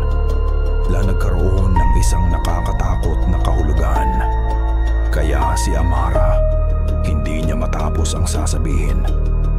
Tumango si Lola Elena, ang mga luha ay nagsimulang mamuo sa kanyang mga mata. Si Amara ay hindi lamang isang batang isinumpa. Siya ang anak ng matrukulan, dugo ng kanyang dugo. Kaya siya tinatawag na Ama. At ngayon, dumating na siya para kunin ang kanyang tagapagmana. Isang nakakabinging katahimikan ang bumalot sa kanila. Ang katotohanan ay mas masahol pa sa anumang halimaw na kayang isipin ni Leo. Ang kanilang kalaban ay hindi lamang isang halimaw na gustong pumatay sa kanila. Ang kanilang kalaban ay ang ama ng batang kanilang minamahal at pinoprotektahan. Napagtanto ni Leo ang isang mas masakit na katotohanan. Ang lahat ng proteksyon na inilalagay ninyo, Lola, ang asin, ang bawang, ang mga dasal, hindi yun para itaboy ang aswang sa labas. Tumingin sa kanya si Lola Elena, ang kanyang mga matay puno ng pighati. Iyon ay para itago ang amoy ng dugo ni Amara mula sa kanyang ama, para hindi niya ito mahanap. Ngunit ngayon, lumalakas na ang kanyang dugo. Nararamdaman na niya ang tawag. at nararamdaman na rin siya ng kanyang ama. Habang ang bigat ng katotohanang iyon ay dahan-dahang lumulunod sa kanila, isang maliit na boses ang bumasag sa katahimikan mula sa pintuan ng silid. "Alam ko po, Lola." Sabay-sabay silang napalingon. Nakatayo doon si Amara, gising na. Ngunit hindi ito ang Amara na kanilang kilala. Ang kanyang mga mata, na dati puno ng inosenteng kislap, ay nagliliwanag ngayon sa dilim ng silid. Isang mahinang pulang ilaw, parang dalawang nagbabagang tuldok, gamit ang isang boses na pinaghalong boses ng isang bata at ang malalim na alingaw-ngaw na narinig nila kagabi. Nagsalita siyang muli. Tinatawag na niya ako. Ang imahe ni Amara na nakatayo sa may pintuan. Ang kanyang mga matay nagliliyab na parang dalawang baga, ay isang latigo na humampas sa bawat isa sa kanila. Ang huling sinag ng pag-asa na pilit na pinanghahawakan ni Leo ay tuluyan ng namatay. Ang laban ay hindi na lamang sa bakuran o sa gilid ng tubuhan. Ang laban ay nasa loob na mismo ng kanilang bahay, sa loob mismo ng batang kanilang pinoprotektahan. "Amara, anak." Unang nakabawi si Tatay Rody. Dahan-dahang tumatayo ang kanyang mga kamay, ay nakaunat na tila inaamo ang isang mabangis na hayop. "Halika dito sa lolo." Ang ngiti sa mga labi ni Amara ay hindi ngiti ng isang bata. Iyon ay isang malamig, mapanuring ngiti. "Hindi po ako si Amara, Lolo." Sa isang iglap, isang malakas na hangin ang humampas sa labas ng bahay. Sapat na para kalampagin ang mga yero ng kanilang bubong. Ang araw sa labas ay tila biglang natabunan ng isang makapal na ulap. Ang liwanag sa loob ng silid ni Lola Elena ay biglang dumilim. "Oras na. Nasa labas na siya!" Bulong ni Lola Elena. Nanginginig na hinahawakan ang rosaryo. Mabilis siyang kumilos. "Rody, isara mo ang lahat ng bintana. Leo, tulungan mo ako. Kailangan nating palibutan ang bata." Ngunit huli na ang lahat. Bago pa man sila makakilos, ang salamin sa bintana ng kwarto ay biglang nabasag paloob, sumasabog sa libu-libong piraso. Ang mga anting-anting na bawang na nakasabit doon ay nangalagas na parang mga tuyong dahon. Isang nakakapasong amoy. Amoy ng nabubulok na lupa at asupre. Ang pumuno sa hangin. Isang malakas na kalabog ang yumanig sa buong bahay. Na tila isang dambuhalang puno ang ibinagsak sa kanilang pintuan. Narinig nila ang tunog ng kahoy na nabibiyak. Hindi na kaya ng mga panalangin, sigaw ni Lola Elena. Hindi na siya mapipigilan. Mula sa sala, isang malakas na dagundong ang narinig nila. Ang pinto sa harapan ay bumagsak. Hinila ni Tatay Rody si Leo. "Dito tayo sa likod. Dalian nyo." Hinawakan ni Leo ang braso ni Lola Elena, habang ang matanda naman ay pilit na hinihila si Amara, na ngayon ay nakatayo lamang sa gitna ng kaguluhan, kalmado. Ang kanyang mga mata ay nakapako sa direksyon ng nabasag na pinto sa sala.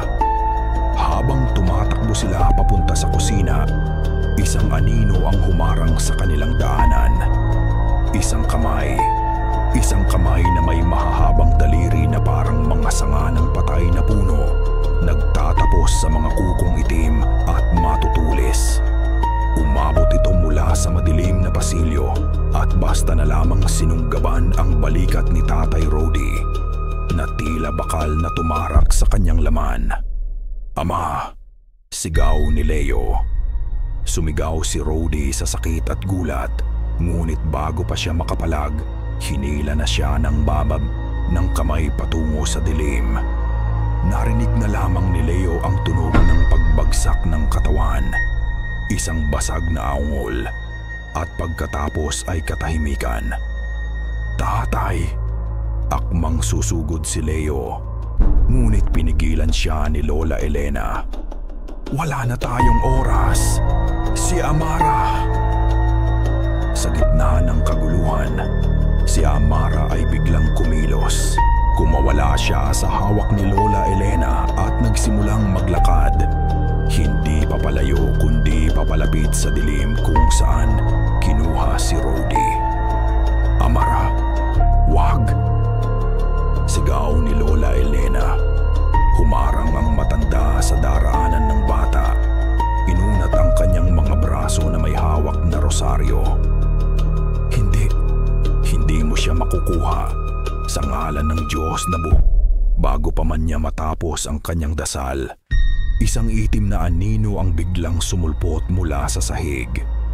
Gumapang ito na parang ahas at pumulupot sa mga paa ng matanda, dahilan para siya ay matumba. Bumagsak ang kanyang ulo sa gilid ng isang mesa. Duguan at walang malay, bumitaw siya sa rosaryong hawak. Si Leo na lamang ang natitira. Nakatayo siya roon, paralisado, sa pagitan ng kanyang duguan. At walang malay na lola at ng kanyang pamangkin, na ngayon ay dahan-dahang naglalakad patungo sa kadiliman na lumamon sa kanyang ama. Ang bahay, ang kanilang kanlungan, ang kanilang huling depensa, ay tuluyan ng bumagsak. Mula sa kadiliman ng sala, isang anyo ang dahan-dahang humakbang palabas. Ang bawat yabag nito ay mabigat, tila nayayanig ang sahig na kahoy. Hindi ito isang aswang na may pakpak tulad ng kay Elara. Hindi rin ito isang multo. Iba ito. Mas matanda, mas makapangyarihan. Ang taas nito ay halos abot sa kisame. Ang katawan nito ay mistulang pinagtagpi-tagping anino at kalamnan. Balingkinitan, ngunit may nakatagong lakas. Ang balat nito ay kasing kulay ng tuyong putik. At may mga ugat na itim na gumagapang dito na tila mga ahas sa ilalim ng balat. Ang mukha nito ay bangungot na nagkatawang tao. Mayroon itong mga mata na kasing pula ng dugo, walang emosyon, at isang bibig na walang labi. Puno ng mga ngiping matutulis na parang mga bubog. Ang matrukulan. Sa wakas, ipinakita na nito ang kanyang tunay na anyo. Tinaas ni Leo ang itak na nanginginig sa kanyang kamay. "Huwag kang lalapit sa kanya." Hindi siya pinansin ng nilalang. Ang mga mata nito ay nakatuon lamang kay Amara. Humakbang ito papalapit. Ang mga kuko nito'y kumakaluskos sa sahig. Naghintay si Leo ng isang marahas na pag-atake. Ngunit hindi iyon ang nangyari. Huminto ang matrukulan ilang talampakan mula sa bata. Dahan-dahan, itinaas nito ang kanyang kamay na may mahahabang kuko. Hindi ito isang kilos ng pananakit, kundi isang paanyaya. At sa unang pagkakataon, nagsalita ito. Ang boses ay kapareho ng boses na kanilang narinig mula sa labas. Ngunit ngayon ay mas malinaw, mas malapit, at mas nakakakilabot. Tapos na ang laro, Amara. Ang mga pulang mata ni Amara ay tumitig sa nilalang. "Umuwi na tayo." Walang panahon para magluksa. Ang takot ay isang luhong hindi na nila kayang bayaran. Binuhat ni Leo ang kanyang lola na halos wala ng buhay. Ang dugo mula sa ulo nito ay bumabakat sa kanyang damit. Sa likuran niya, hinihila ni Tatay Rody ang sarili. Humihingal sa sakit. Ang isang braso ay nakapulupot kay Amara na tila tulala at hindi kumikibo. Tumakbo sila. Tumakbo sila palayo sa bahay na winasak, palayo sa dilim na lumamon sa kanilang buhay. Ang tanging gabay nila ay ang maputlang liwanag ng buwan at ang desperadong pagnanais na mabuhay. Narating nila ang mga guho ng isang lumang kapilya sa gilid ng baryo, isang lugar na matagal nang iniwasan ng mga tao dahil sa mga kuwento ng multo. Ngayon, ang pinaniniwalaang tahanan ng mga kaluluwa ang naging kanilang kanlungan laban sa isang tunay na demonyo. Maingat na ibinaba ni Leo si Lola Elena sa isang malamig na sementong bangko. Ang paghinga ng matanda ay mababaw at hirap. Ibinigay ni Rody si Amara kay Leo at napasandal sa pader. Hawak ang kanyang tagiliran na malamang ay may bali. Si Amara ay tahimik na umiiyak. Ang kanyang mga hikbi ay halos hindi marinig. Ngunit ang kanyang mga mata ay hindi nakatingin sa sinuman sa kanila. Nakatitig ito sa kawalan, sa direksyon ng tubuhan, na tila may pinakikinggang isang awit na sila lamang ang nakakarinig. "Lola!" sabi ni Leo. Ang kanyang boses ay basag. Hinawakan niya ang kamay ng matanda. Malamig ito. Dahan-dahang iminulat ni Lola Elena ang kanyang mga mata. Wala na ang apoy dito. Tanging isang maliit na kandilang malapit nang maubos. "Leo, Apo," hirap niyang sabi. Itinaas niya ang kanyang nanginginig na kamay at hinaplos ang pisngi ni Leo. Ang kanyang palad ay malamig na. Ngunit ang pagmamahal sa haplos na iyon ay sapat na para magpainit sa kaluluwa. "Huwag kayong susuko." Mula sa ilalim ng kanyang damit, may kinuha siyang isang bagay na nakatali sa isang pisi na katad. Isang maliit na punyal. Ang puluhan nito ay yari sa itim na kahoy at ang talim nito ay maitim na at kinalawang muna sa katagalan. Ngunit may mga kakaibang simbolo na nakaukit dito. Ang kasunduan ay isang kontrata ng dugo. Hingal niya. Dugo lang din ang makakasira nito. Ipinatong niya ang punyal sa palad ni Leo. Ang metal ay may kakaibang lamig. Puntahan niyo ang puso ng kanyang kapangyarihan. Ang lumang gilingan. Sa gitna ng hasyenda. Doon siya pinakamalakas. Pero doon din siya pinakamahina. Doon, isinagawa ang unang kasunduan. Tumingin siya kay Amara, na ngayon ay nakatingin sa kanya na may luha sa mga mata. Ang pulang kislap ay nawala na at siya'y muling naging isang takot na bata.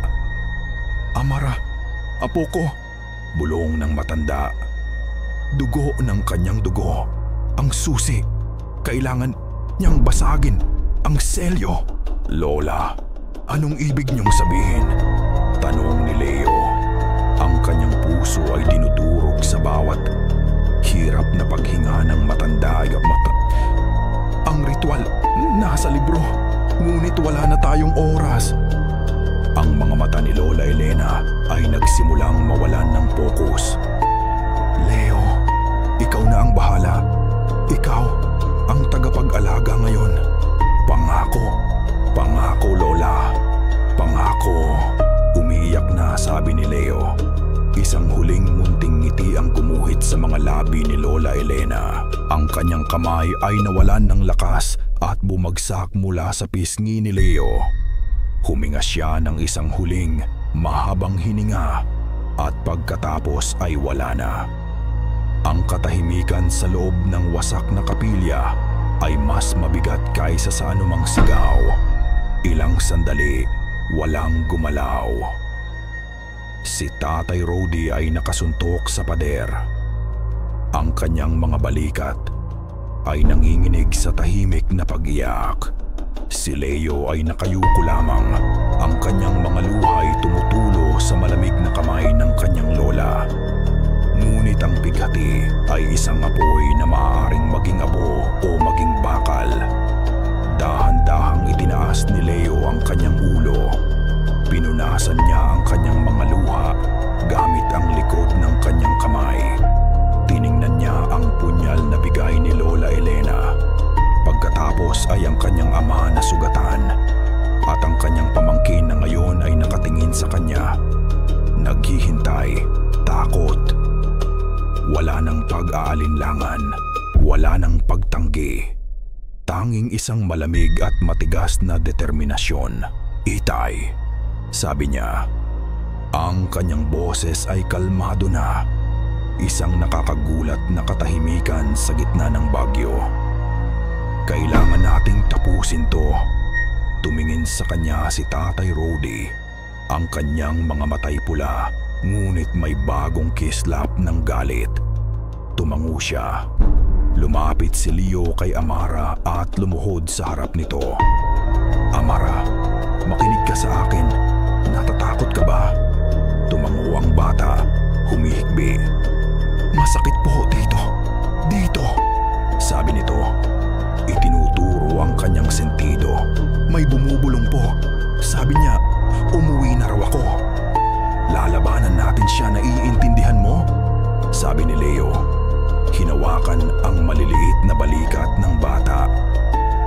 Ikaw at ako at si Lolo, lalabanan natin siya. Pero kailangan kong malaman, Amara, nasaan ba ang bahay na sinasabi niya? Pumikit si Amara. Isang lugar na maingay, na umiikot at may amoy ng asukal at kalawang. Ang lumang gilingan. Nagkatinginan sina Leo at Ray Rody. Tama si Lola. Doon nila kailangang pumunta. May plano ako, sabi ni Leo. Hindi natin siya kayang talunin sa lakas, pero maloloko natin siya. Bumalik sila sa katawan ni Lola Elena. Sa maliit na baul na daladala ng matanda, kinuha ni Leo ang natitirang asin at ang prasko ng langis. Kinuha ni Tatay Rody ang shotgun. Tinitingnan kung may natitira pang bala. Dalawa na lang. Isang huling sandali ng pagbubuklod ng mag-ama. Hindi sa salita, kundi sa mga kilos. Inabutan ni Leo ng basahan ang kanyang ama para itali sa sugat nito. Tinabik naman ni Rody ang balikat ni Leo. Isang kilos na nagsasabing, nagkakaintindihan tayo. Ang plano ay simple at desperado. Gagamitin nila si Amara bilang pain para akayin ang matrukulan sa gitna mismo ng gilingan. Doon, sa puso ng kapangyarihan nito, susubukan nilang isagawa ang ritual na hindi nila lubos. Na nauunawaan, isang sugal na ang kanilang mga kaluluwa ang taya. Nang handa na silang umalis, binuhat ni Leo ang katawan ni Lola Elena at maingat na inihiga sa isang sulok ng kapilya. Tinatakpan ng mukha nito ng panyo. Babalikan ka namin, Lola, bulong niya. Humarap siya sa kanyang ama at pamangkin. Oras na. Bago sila humakbang palabas sa nasirang pinto ng kapilya, isang huling beses na tiningnan ni Leo si Amara. Tumingin siya sa mga mata nito para bigyan ito ng lakas ng loob, para ipakitang hindi ito nag-iisa. Nakita niya ang sarili niyang refleksyon sa mga itim na mata ng bata. Isang mukhang pagod, marumi, ngunit determinado. Ngunit sa isang kisap mata, sa isang sandaling mas mabilis pa sa tibok ng puwo, may nagbago.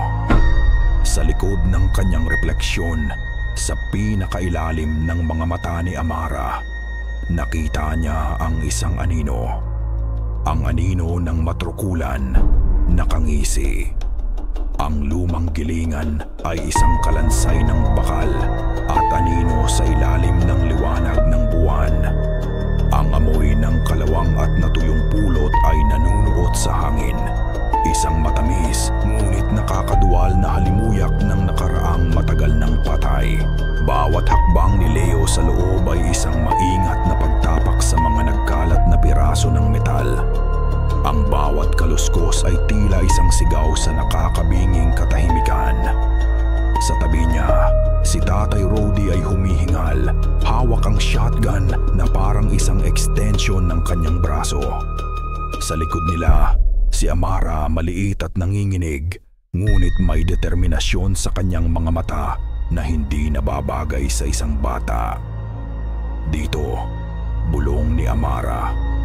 Itinuturo ang gitna ng gilingan kung saan nakatayo ang isang dambuhalang makina na tila isang altar ng bakal. Ang mga dambuhalang ngipin nito ay nakanganga, handang durugin ang anumang bagay. Dito niya ako hinihintay. Hindi na nila kailangang maghintay pa. Mula sa pinakamadilim na anino sa likod ng makina, lumabas siya. Ang matrukulan ay hindi naglakad. Tila dumaloy lamang ito palabas sa kadiliman. Ang kanyang anyo ay mas solid, mas nakakatakot sa ilalim ng mga sinag ng buwan na tumatagos sa mga butas ng bubong. Ang mga pulang matay nito ay nakapako kay Amara na may kasamang pag-aangkin at gutom. Tapos na ang pagtatago. Umalingaw-ngaw ang boses nito, hindi mula sa bibig, kundi mula sa lahat ng sulok ng gilingan. Hindi pa, sigaw ni Tatay Rody. Itinutok niya ang shotgun at kinalabit ang gatilyo. Ang putok ay umalingaw-ngaw na parang kulog at ang mga bala ay tumama sa dibdib ng halimaw. Napaurong ito, hindi dahil sa sakit, kundi sa gulat. Isang malalim na ungol ang kumawala dito, puno ng inis. Iyon na ang hudyat para kay Leo. Amara, ngayon na. Habang sumusugod si Leo gamit ang kanyang itak at si Tatay Rody ay naghahanda para sa kanyang huling bala, tumakbo si Amara papunta sa isang patag na piraso ng metal sa sahig. Kumuha siya ng isang matulis na piraso ng kalawang at walang pag-aalinlangan, sinugatan ang kanyang palad. Ang dugo ay dumaloy gamit ang sarili niyang dugo bilang tinta. Sinimulan niyang iguhit ang isang komplikadong simbolo sa sahig na metal. Isang simbolo na hindi niya kailanman nakita, ngunit tila kabisado ng kanyang kamay. Sumugod ang matrukulan. Iwinasiwas nito ang kanyang mahabang braso. Tinatabig si Tatay Rody na parang isang basahan. Tumilapon ang matanda at bumagsak sa isang tumpok ng mga bakal. Bumuga ito ng isa pang putok bago bumagsak, ngunit ang bala ay tila tumama lamang sa isang pader na bakal at bumagsak ng walang silbi. Humarap ang halimaw kay Leo. Ang bilis nito ay hindi kapani-paniwala. Ang itak ni Leo ay tila isang laruan lamang. Sinalag niya ang isang hagupit ng kuko nito. At ang lakas ng impact ay halos bumasag sa kanyang mga buto. Nagpatalsik sa itak mula sa kanyang kamay. Napasandal si Leo sa isang makina. Wala nang sandata maliban sa maliit na punyal na nakasuksok sa kanyang baywang. Tumingin sa kanya ang matrukulan. At sa unang pagkakataon, ngumisi ito. Ipinapakita ang hanay ng mga ngiping parang bubog. Itinaas nito ang kamay para sa isang huling, nakamamatay na hampas. Bigla, isang nakakabinging hiyaw ang pumunit sa hangin. Hindi ito hiyaw ng tao. Ito ay isang matinis at puno ng galit na sigaw ng isang ibong mandaragit mula sa impyerno. Mula sa isang malaking buta sa bubong, isang bagay ang bumulusok pababa. Mabilis, malabo. May malalapad na pakpak na katad at mga matang nagliliyab sa dilim. Bumagsak ito sa pagitan ni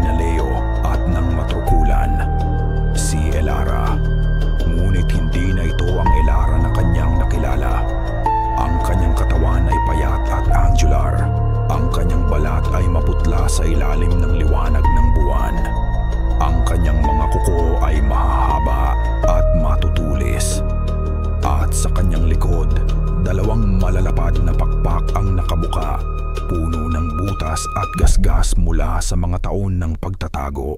Ang tanging natitira sa dati niyang pagkatao ay ang kanyang mga mata. At sa mga matang iyon, nakita ni Leo ang isang nag-aalab na apoy, ang galit ng isang ina. Umungol ang matrukulan, tila nagulat sa pagdating ng isa pang nilalang. Ngunit hindi umatras si Elara. Sumigaw siyang muli at sumugod. Ang kanyang mga kuko ay handang pumunit. Ang sumunod na nangyari ay isang brutal na sayaw ng mga halimaw. Ang labanan sa pagitan ng dalawang aswang ay yumanig sa buong gilingan. Naghahampasan sila, nagkalmutan. Ang tunog ng kanilang mga katawan na nagbabanggaan ay parang tunog ng mga kotseng nag-uumpugan. Ang mga piraso ng kalawang ay lumilipad. Ang mga bakal ay nayuyupi. Habang naglalaban ang dalawa, nakita ni Leo si Amara. Malapit na niyang matapos ang simbolo. Dugo na ang bumabalot sa kanyang kamay at braso. Ngunit hindi siya tumitigil. Nakahanap ng pagkakataon ang matrukulan. Nahawakan nito ang isang pakpak ni Elara at marahas itong hinila. Ibinagsak siya sa sahig. Dumagaan ito sa kanya, handa nang durugin ang kanyang bungo. Ngunit iyon ang pagkakamaling hinihintay ni Elara. Ginamit niya ang lahat ng kanyang natitirang lakas. Ibinalot ang kanyang mga braso at binti sa dambuhalang katawan ng matrukulan. Ang kanyang mga kuko ay bumaon ng malalim. Hindi na ito makagalaw. Tumingin si Elara kay Leo. Sa isang iglap, ang halimaw sa kanyang mukha ay nawala. Nakita ni Leo ang kanyang hipag, ang kanyang pamilya na may luha sa mga mata. Ngayon na! Sigaw niya. Ang kanyang boses ay pinaghalong boses ng tao at halimaw. Naintindihan ni Leo. Ang punyal, ang puso, dugo ng dugo. Isang hikbi ang kumawala sa kanyang lalamunan. Tumakbo siya. Sa bawat hakbang, ang mga alaala ni Elara, ang kanyang ngiti, ang kanyang kabaitan, ay sumasagi sa kanyang isipan. Itinaas niya ang punyal na bigay ni Lola Elena, habang ang matrukulan ay nagpupumiglas, at si Elara ay nakayakap dito ng mahigpit. Isinaksak ni Leo ang punyal ng buong lakas, hindi sa isa, kundi sa kanilang dalawa. Isang nakakabinging hiyaw ang kumawala mula sa dalawang nilalang. Isang hiyaw na hindi sa sakit, kundi sa pagkasira. Isang nakakasilaw na liwanag ang sumabog mula sa kanilang mga katawan. Ang simbolo na iginuhit ni Amara sa sahig ay nag-alab sa puting apoy. Ang kasunduan ay nasira. Nang mawala ang liwanag, wala nang natira kundi isang tumpok ng itim na abo sa sahig. Ang mabigat na pakiramdam sa hangin ay biglang nawala. Ang kalangitan sa labas na nakikita mula sa mga butas ng bubong ay tila mas maliwanag. Hingal na hingal, tumingin si Leo at si Tatay Rudy. Nahirap na tumayo kay Amara. Ang bata ay nakahandusay sa tabi ng nagliliwanag na simbolo, walang malay. Nang lapitan nila ito, napansin nila ang isang bagay. Ang simbolo na gawa sa dugo ay dahan-dahang naglalaho, at sa likod ng damit pantulog ni Amara, sa kanyang likuran, dalawang manipis na linya ng pulang balatang dahan-dahang lumilitaw na tila mga peklat. Mga peklat na habang tinititigan nila ay unti-unting nabubuo sa isang pamilyar na hugis. Ang hugis ng dalawang maliliit at nakatiklop na pakpak. Lumipas ang maraming taon.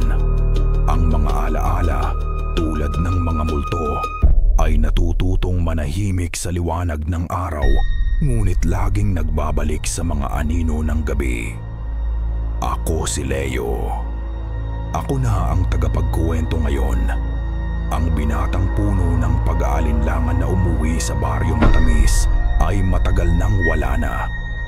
Ang pumalit sa kanya ay isang lalaking may mga matang nakakita ng sobrang dilim at mga balikat na binibigatan ng mga pangalang hindi na niya masasambit. Si Lola Elena ay inilibing namin sa tabi ng lumang kapilya sa ilalim ng isang puno ng kalatsuchi. Si Tatay Rody na may pilay na sa isang paa at mga peklat na hindi na mabubura ay namumuhay ng tahimik. Madalas ko siyang nakikitang nakaupo sa beranda, nakatingin sa tubuhan na tila may hinihintay o binabantayan. Hindi na namin ito pinag-uusapan. Hindi na kailangan. Ang Hacienda de la Sombra ay unti-unting nilamon ng kalikasan. Ang lumang gilingan ay kinain ng kalawang at baging. Isang monumento ng isang bangungot na tanging kami na lang ang nakaaalam. Ang mga taga-baryo ay masaya na. Ang mga pag-atake ay tumigil, ang takot ay humupa, at ang aming pamilya ay hindi na muling pinag-usapan. Para sa kanila ang sumpa ay bigla na lamang nawala. At si Amaras de Amara, siya ang aming tagumpay at ang aming palaging paalala. Lumalaki siyang isang maganda at normal na dalagita. Ang kanyang tawa ay musika sa aming tahanan, isang gamot sa mga sugat na hindi nakikita. Wala siyang anumang alaala sa gabing iyon sa gilingan o sa mga taon ng takot bago iyon. Para sa kanya, ang kanyang ina ay namatay sa panganganak at si Lola Elena ay pumanaw sa katandaan. Iyon ang kwentong aming binuo para protektahan siya. Ngunit may mga bagay na hindi maitatago ng kwento. Ang mga peklat sa kanyang likod ay nanatili. Dalawang manipis na linya na kung hindi mo alam ang hahanapin ay aakalain mo lamang na ordinaryong mga marka. Ngunit alam ko. Alam ni Tatay Rody. Minsan, kapag malakas ang hangin, nakikita ko siyang nakatingin sa kalangitan, na tila may bahagi sa kanya na nangungulila sa paglipad. Minsan, sa gitna ng gabi, nagigising ako at nakikita ko siyang nakatayo sa bintana, nakatingin sa buwan, at sa isang saglit, sa ilalim ng tamang liwanag, tila nakikita ko ang anino ng dalawang pakpak sa likod niya. Hindi namin siya kailanman iniwang mag-isa. Sa gabi, tinitiyak kong nakakandado ang mga pinto at bintana. Hindi para hindi makapasok ang nasa labas, kundi para hindi makalabas ang nasa loob. Gabi-gabi, bago ako matulog, dumadaan ako sa kanyang silid. Pinagmamasdan siyang natutulog. Tinitiyak na ang kanyang paghinga ay payapa, na ang kanyang mga panaginip ay sa kanya lamang. Isang araw, habang kami ay nasa puntod ni Lola Elena at Elara, naglagay si Amara ng mga bulaklak sa puntod ng kanyang ina. "Tito Leo," tanong niya, "kamukha ko po ba si Mama?" Tiningnan ko siya. Ang kanyang maitim na buhok, ang kanyang malalalim na mata.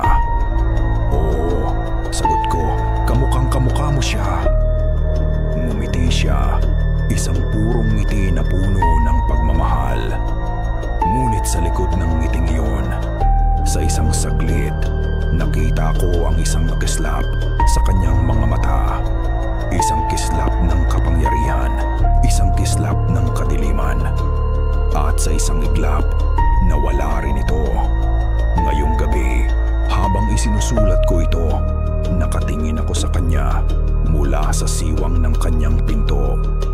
Payapa siyang natutulog. Isang malakas na hangin ang umiihip sa labas, yumuyugyog sa mga dahon ng tubuhan, lumilikha ng mga tunog na parang bulong. Sa isang sandali, sa gitna ng mga bulong na iyon, tila may narinig akong isang mahinang-mahinang tinig. Isang alingaw-ngaw mula sa nakaraan. Anak ko! Napatingin ako sa aking anino sa dingding na tinatamaan ng ilaw mula sa lampara. At sa isang nakakakilabot na sandali, ang anino ko ay tila humaba, pumayat at nagbago ng anyo. Tila may dalawang pakpak na unti-unting lumalabas mula rito. Mabilis akong pumikit at umiling. Pagmulat ko, normal na ulit ang lahat. Guni-guni lang ng isang pagod na isipan. Ang sumpa ay naputol, ngunit ang dugo ay nananatili. Paano mo mapapatay ang isang bagay na nasa loob mo na? At dito nagtatapos ang kwento ni Leo, Amara at ng kanilang pamilya mula sa kaibuturan ng aking puso. Maraming salamat sa iyong pagsama. Salamat sa paglalakbay sa madilim at masukal na tubuhan kasama ang pamilyang sinubok ng isang sinaunang sumpa. Ang pagsulat ng kwentong ito ay isang paglalakbay din para sa akin. Bawat kabanata ay isang pagharap sa takot. Bawat salita ay isang paghahanap ng liwanag sa gitna ng dilim. Si Leo, si Lola Elena, si Elara, at si Amara. Sila'y naging higit pa sa mga tauhan sa isang salaysay. Sila'y naging mga tinig na bumubulong sa gabi. Mga kaluluwang humihingi ng pag-unawa. Sapagkat sa huli, ang kwentong ito ay hindi lamang tungkol sa mga aswang o sa mga sumpa. Ito ay tungkol sa pag-ibig na kayang harapin ang pinakamatinding lagim. Pag-ibig ng isang lola, ng isang ama, ng isang tiyuhin, at ng isang inang lumampas pa sa hangganan ng buhay at kamatayan. Ito ay tungkol sa pagpapatawad sa mga kasalanan ng nakaraan at sa pag-asang nananatili kahit pa ito'y sinliit ng isang nag-iisang bituin sa madilim na kalangitan. Ngayon, nais kong marinig ang iyong tinig. Ano ang tumatak sa iyong isipan? Anong damdamin ang iniwan sa iyo ng kanilang kwento? Ang iyong mga saloobin ay bahagi na rin ng paglalakbay na ito. Hanggang sa ating muling pagkikita sa panibagong kwento.